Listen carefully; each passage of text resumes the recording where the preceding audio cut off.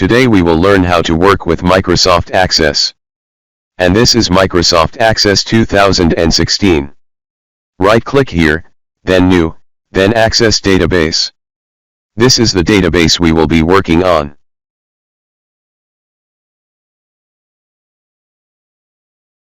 First, let's start by creating a table. Click on Table Design. Here we see the field name, data type, and description, optional. Let's begin by entering the code in the field name,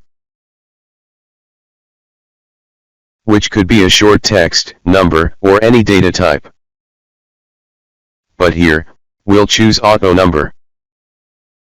And here is the primary key.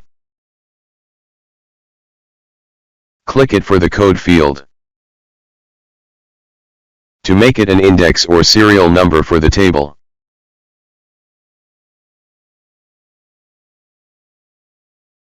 Here we enter another record in the field name, representing the name my name.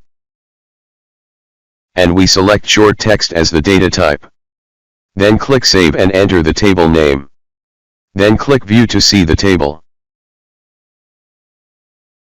Let's start entering some data. We'll see the automatic numbering for the records. But one drawback of automatic numbering is that when you delete a record, there will be gaps between the serial numbers. And here are some examples of deleting records.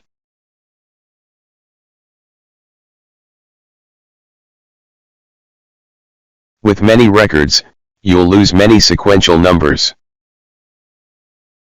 Clicking on Design takes us back to Table Design. When we click on the Auto Number field, we choose the preferred field size from the menu, and from the New Values list. We select Increment, which means it will increase with sequential numbers. And we can choose Random. But it's not preferable to choose it. If we choose it, you'll see random numbers with each new record. Large, small, positive, or even negative. Let's go back to the table again.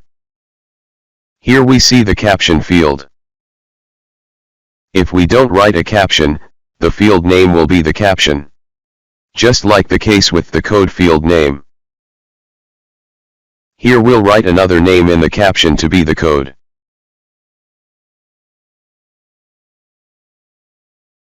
Upon saving and running, we'll see the caption change. And here we see the indexing field. Default indexing for the primary key is non-duplicate. You can choose indexing with duplication, but it's not preferred for the primary key. Here we see the text align field. You can choose right, left, or center. And when choosing center, text aligns like this. You can choose text alignment from the Format menu. And here we return to Table Design again. And stop at the Name field. And talk about the data type starting with short text, which can hold text up to 255 characters. You can only change the size to smaller, not larger.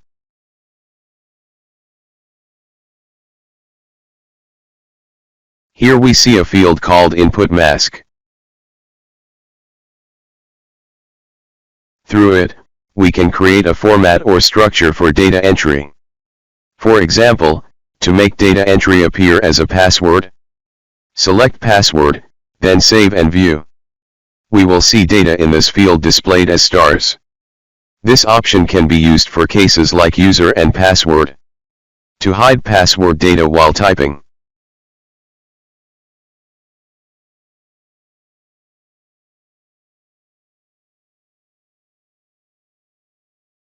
Here, there's also a field to change the field's caption.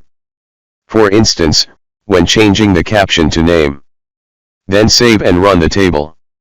We'll see the field's caption change as we've written. Here is a field to write the default value for a new record.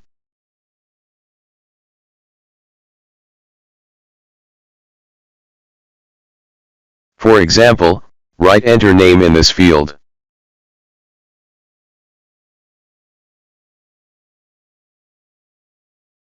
Then save and view the table. We'll notice the default value when entering a new record. We can leave this value or modify it.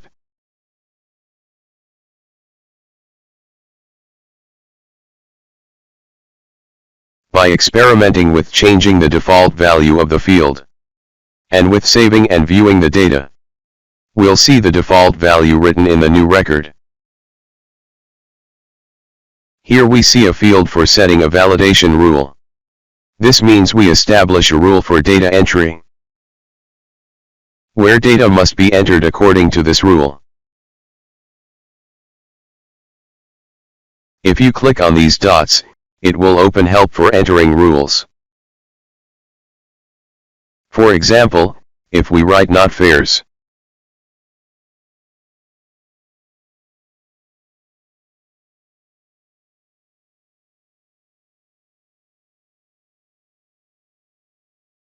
then save and run the data.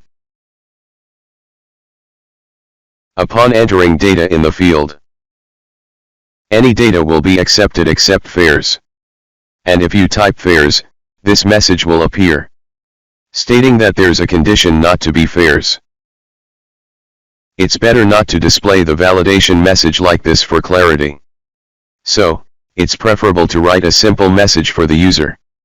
In this field, we write the message we want to display when the rule is validated. For example, write, do not enter fares. Then save and run the data. When you type fares, the message you wrote will appear upon validation.